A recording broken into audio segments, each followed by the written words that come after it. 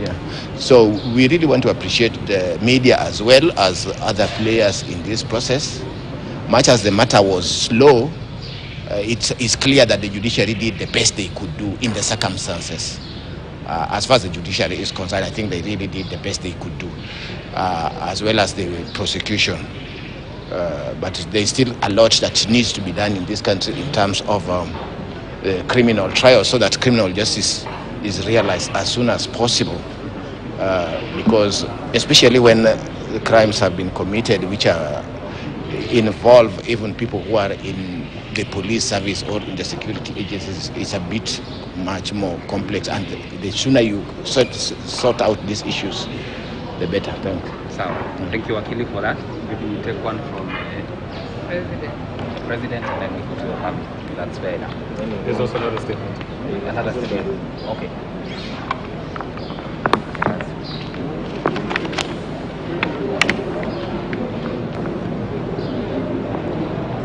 So we can go.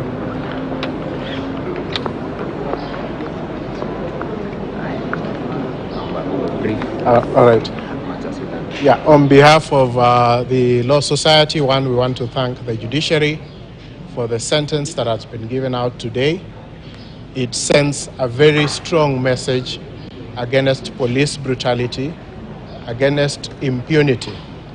This case is one that is of significance in the criminal justice system because it involves senior police officers who undertook a crime using public resources that were meant to protect the members of the public.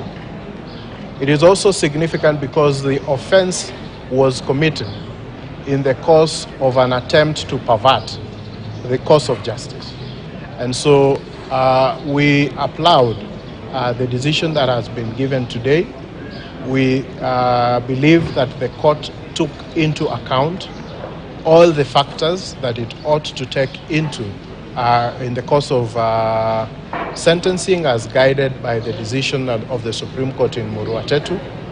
We are in agreement that the first accused, being the mastermind, deserves the death penalty. Although we also take the view that perhaps the second and third accused should have gotten much more severe sentences, given that they have already been in prison for the last about 6 years, and that will be taken into account when considering the sentence that have been given. But that said and done, we know that there have been several cases of ongoing police brutality. We know that there are so many cases of enforced disappearance and extrajudicial killings, and this is just but a small win in a very, very big fight to ensure accountability in use of police powers. And so as a law society, we would be taking further action to ensure that the well-documented cases with regards to police brutality, extrajudicial killings, and enforced disappearance are dealt with. Because if we do not deal with those issues, the murder of Willie Kimani would have gone unaccounted were it not for the determined and diligent efforts of the various stakeholders. The perpetrators of that heinous crime, who have today been sentenced to accordingly, would have gotten away. And so we need to be vigilant.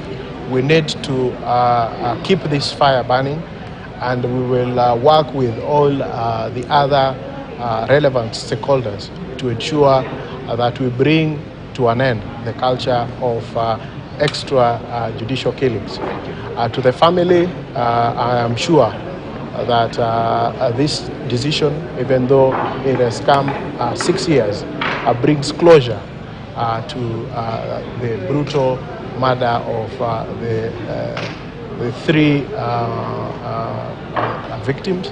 And we know wherever Willie Kimani is smiling from heaven, because the work which he began in terms of seeking police accountability has been finalized today by this decision. Thank you. Summarize the statement so that you can share with us and elaborate. Thank you very much, ladies and gentlemen of the press, the family of the deceased, the victims of the suspects who are now sentenced, and we now have them placed in custody under the sentences that have been given. Good morning. I will read a statement on behalf of the Police Reforms Working Group. That is a alliance of 20 human rights and governance organizations this morning, and I will just be brief because I believe we have all been sitting waiting for this moment. Today we close the chapter on one of the most heinous murders of our decade. The murders of lawyer Willie Kimani, his client Josephat Mwenda, their driver Joseph Mwiruri, brought to the fore the dark abyss of police criminality in Kenya. With their sentencing today, we can of relief. We can feel in this moment because we have lost 3 human beings, and it has taken 6.5 years for this case to be concluded. But there is a sense of justice.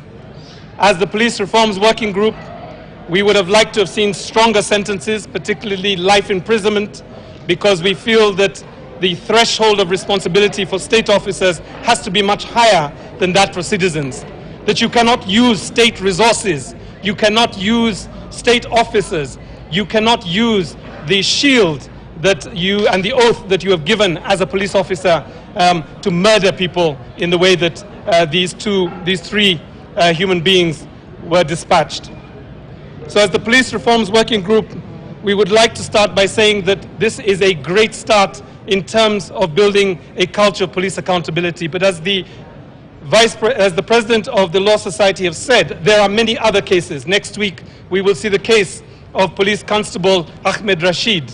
We have also the case of former OCS Yunus. There are a number of cases in addition to those that are coming before our courts.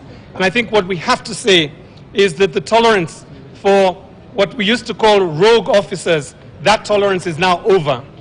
But the intolerance that we need to have is with a system. It is not enough to talk about a few bad apples. We have to talk about the tree, the soil, the water, the air that gave rise to the apples that have taken the lives while as police officers. So we have to look at systemic change as well. So this message is also to the Interior Ministry. It is also to the Office of the President. We can start by acknowledging and congratulating His Excellency the President for disbanding the Special Service Unit. We can continue by demanding for prosecutions for those that were responsible for 37 people that were found floating down God's River in Yala. One of the things that we have to say is that when the state has political will, the cases of extrajudicial killings go down. In the last 1 year, we have seen a 30% drop in the cases of extrajudicial killings and in the case of enforced disappearances. Why has this happened? It has happened because, first of all, the press have continued to follow these cases. So we thank you for doing that. It is also the case that investigators, prosecutors, and oversight officers in the Independent Policing Oversight Authority, that vigilance that is there continues to make it impossible for police officers to think rationally that they can abuse the rights of Kenyans and still come back to work the next day. So I think this judgment is important in that regard. 3 other quick policy decisions that are required. We have to demand at this point that the Attorney General and the Parliament effectively and fully implement the National Coroner Service Act of 2017. That act and the Prevention of Torture Act came into being 1 year after the Mavoko 3 were killed. And it is a shame that we have not seen these 2 pieces of legislation enacted. The new government of His Excellency the President William Ruto has an opportunity to show leadership by essentially implementing these 2 acts. We also need to see the government of Kenya criminalize enforced disappearances and extrajudicial killings by ratifying without any reservations the International Convention for the Protection of All Persons from Enforced Disappearances. And lastly, we have to see greater vigilance and greater interruption of those parts of the police service that have come to serve not the public, but to serve themselves and to act in a manner that disgraces their uniform, that frightens a nation, and does not increase the possibility of safety and dignity for all. To the family of the 3 suspects to the victims, on behalf of the Police Reforms Working Group, allow us to convey our sympathy, our empathy, and our solidarity, not just over the last 6.5 years, but for the rest of our lives. What you have gone through, no family in this republic should go through this. You are brave, you are courageous, and you have stood by your loved ones right to this moment. And I think we have to acknowledge you as a nation for really being that parent, that brother, that cousin that essentially stood with the victims until the end. I thank you very much.